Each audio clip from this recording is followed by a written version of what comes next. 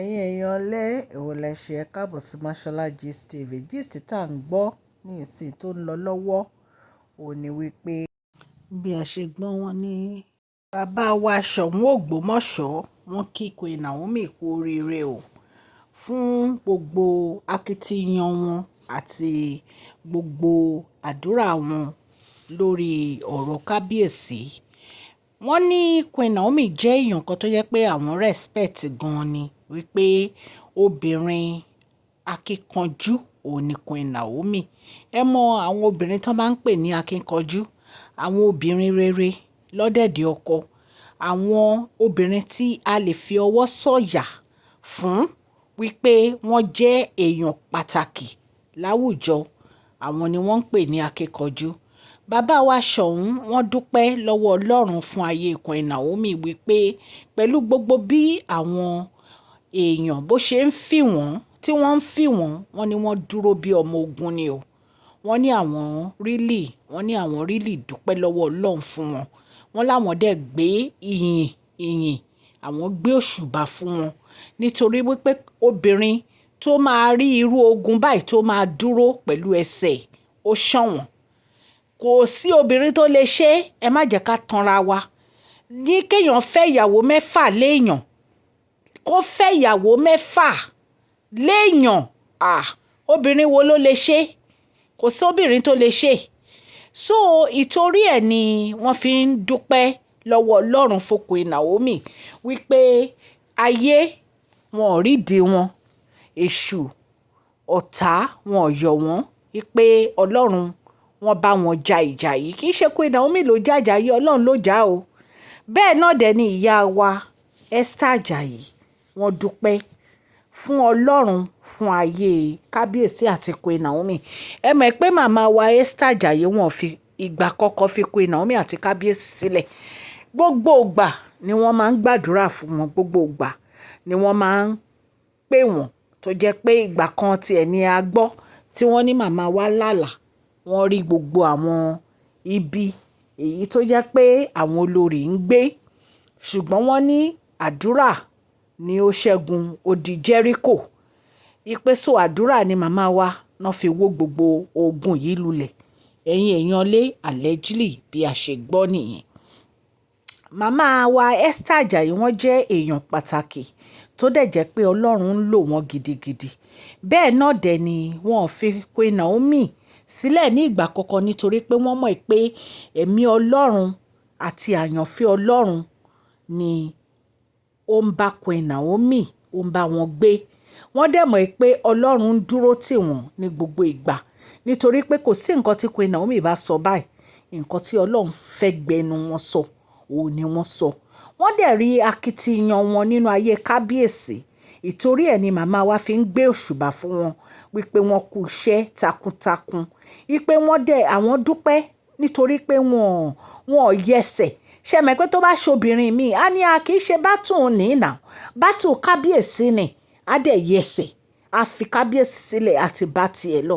Tó bá tiẹ̀ ṣobìnrin mi á ti sá lọ, ìzádà kó sá lọ sókè òkun àbí kó sá lọ sí ìlú mi. Ṣùgbọ́n Queen Naomi dúró. Ẹ wo ìgbà tí parọ́pò àti àwọn fámìlì tó pe Queen Naomi pé ṣé Queen Naomi ṣé wọ́n fẹ́ máa bá tiwọn lọ ni. Wọ́n ní Queen Naomi ní àwọn ò lọ́bi kankan, àwọn fẹ́ dúró tọkọ àwọn ni. So gbogbo àwọn nǹkan báyìí ni wọ́n fi gbé oríyìn fún Queen Naomi. Ẹ jẹ́ ń kí ẹ̀yin olólùfẹ́ mi ní ilé lóko àti ní ẹ̀yin òde wípé ẹ káàbọ̀ sí Mashola Gist TV. Mashola Gist TV ń kí yín, adúpẹ́ atọ́pẹ́dá. Mashola Gist TV ń kí yín, Mashola Gist TV ń kí yín o. Ó ní ẹ ṣé o lọ́wọ́ ọkùnrin, lọ́wọ́ obìnrin, lọ́wọ́ ọmọdé, lọ́wọ́ àgbà, lórí gbogbo bẹ́ẹ̀ ṣe ń comment, tẹ́ ń like, tẹ́ ń share. Adúpẹ́ ní ọwọ́ gbogbo yín. Mashola Gist TV ń kí yín. Ẹ̀yin olólùfẹ́ wa ẹ káàbọ̀ sí Mashola Gist TV. ṣé àlàáfíà ni ẹwà gbogbo lè ń kọ́. Orúkọ mi ni Máṣọlá kò yí padà. A máa ń sọ̀rọ̀ nípa celebrity gist, royal gist, politics àti gbogbo nǹkan tó ń ṣẹlẹ̀ ní agbègbè orílẹ̀-èdè bàbá wa ní ilẹ̀ Nàìjíríà. A ń sọ̀rọ̀ nípa celebrity gist, royal gist, politics àti gbogbo nǹkan tó ń ṣẹlẹ̀ ní orílẹ̀-èdè wa. Ẹ̀yin èèyàn lè tẹ́ bá ti subscribe, ẹ tẹ notification bell kẹ́ ẹ subscribe so that a bá ti post any gist ẹ máa rí.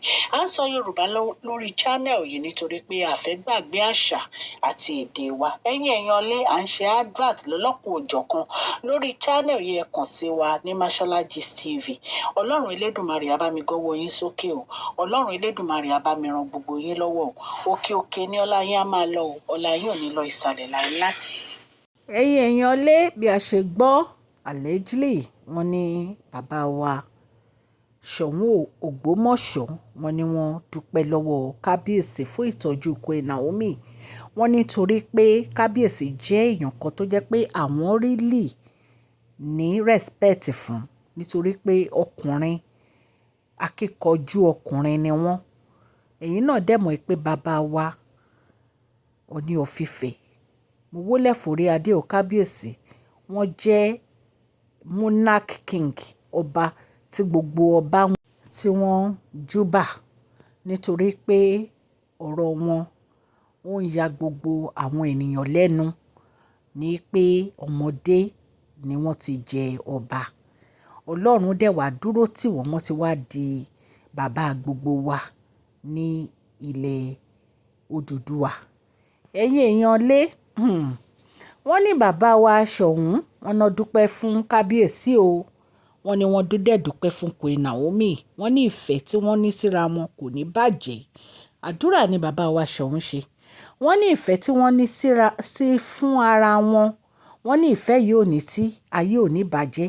Wọ́n ní ayé ò ní da àárín wọn rú. Torí wọ́n ní inú àwọn máa ń dùn tí àwọn bá rí ìfẹ́ òtítọ́ láàrin ọkọ àti ìyàwó. Wọ́n ní àwọn rí i pé Kabiyesi nífẹ̀ẹ́ Queen Naomi dáadáa. Wọ́n láwọn dẹ̀ rí i pé Queen Naomi nífẹ̀ẹ́ Kabiyesi náà dáadáa. Bẹ́ẹ̀ náà dẹ̀ ni ìyá wa Esther Ajayi. Wọ́n láwọn máa fi àdúrà jagun nìṣó fún Kabiyesi àti Queen Naomi.